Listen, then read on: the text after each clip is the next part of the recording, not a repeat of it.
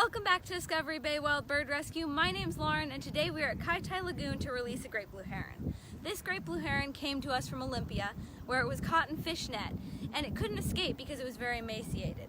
It ended up at Rain Dancer, but since she works more with raptors, she sent it up to us to take care of and release. We helped this guy recover along with 6 others this year.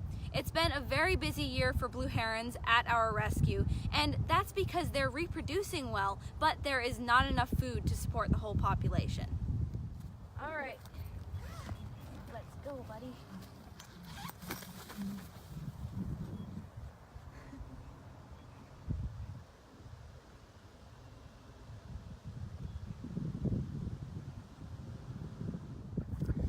Now we're releasing 10 juvenile ducks that we got in over the course of the last 2 months. We always get in a lot of young ducks in the summer.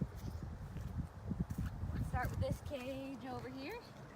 All right, guys, you ready to go? All right, go ahead and film.